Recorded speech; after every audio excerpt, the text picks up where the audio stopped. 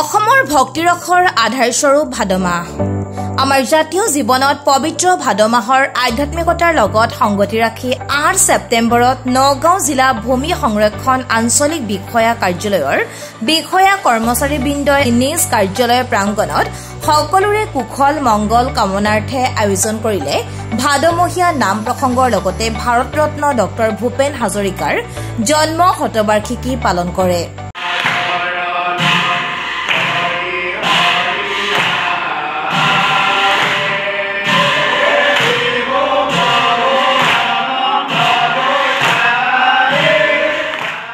তদুপলক্ষে মহান শিল্পীগৰাকীৰ প্ৰতিচ্ছবিত মালা প্ৰদান আৰু বন্তি প্ৰজ্বলন কৰে আৰু মহান শিল্পীগৰাকীৰ কৰ্মৰাজি আলোচনা কৰে। আজি আমাৰ বাবে এক সৌভাগ্য আৰু এটা পবিত্ৰ দিন। আজি আমি ভাদ মাহৰ উপলক্ষে এখন ভাদমহীয়া নাম প্ৰসংগ আৰম্ভ কৰিছোঁ, য'ত আপোনাৰ বৰদুৱাৰ ভকতসকলৰ সমাগম হৈছে। মহাপুৰুষ শ্ৰীমন্ত শংকৰদেৱে দি থোৱা বাণীৰ ওপৰত ভিত্তি কৰি ভাদ মাহটো অসমীয়া সমাজবিলাকত সকলো নামঘৰ বা আপোনাৰ সত্ৰতেই মানে ভগৱানৰ নাম কীৰ্তন চলি থাকে। কিন্তু আমাৰ কাৰণে কি হয়, আমি কৰ্মচাৰী বা বিষয়াবৰ্গসকল ইয়াৰ পৰা আমি বঞ্চিত হৈ থাকিবলগীয়া হয়। এইবাৰ প্ৰথমবাৰৰ বাবে আমি ভাবিলোঁ ইয়াতো আমি ভাদমহীয়া নাম এখন পাতোঁ আৰু সেই উপলক্ষে আমি আগবাঢ়িছিলোঁ। আৰু দ্বিতীয়তে আমাৰ কাৰণে আৰু এটা সৌভাগ্য দিন যে আমি বিশ্ববৰেণ্য শিল্পী আপোনাৰ ডক্টৰ ভূপেন হাজৰিকাদেৱৰ জন্মদিনটো একেলগতে উদযাপন কৰিছোঁ।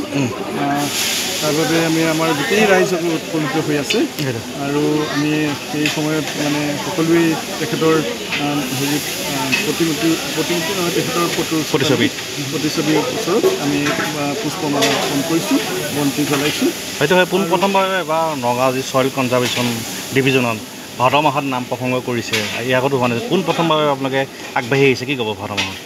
ভাদ মাহতো আপুনি গম পাইছেই, আমাৰ বাবে মানে আমাৰ কৰ্মচাৰীসকল বা বিষয়াৰ কাৰণে আমি ব্যস্ত হৈ থাকে নিজৰ কাম কৰ্ম। নামঘৰত আমাৰ যোৱাটো ইমান মানে কামক লৈ ব্যস্ত হৈ থাকিবলগীয়া হয়। গতিকে এতিয়া আমি নিজৰ মানে হেৰিতে আমাৰ কাৰণেতো অফিচ ভাগেই নামঘৰ বা মন্দিৰ আমাৰ কাৰণে এই অফিচ ভাগেই হয়, কাৰণ আমাৰ কৰ্মস্থলীটো আমাৰ জীৱন জীৱিকাৰ এই সকলোবিলাক আমাৰ ইয়াৰ ওপৰতে ভিত্তি কৰি হয়।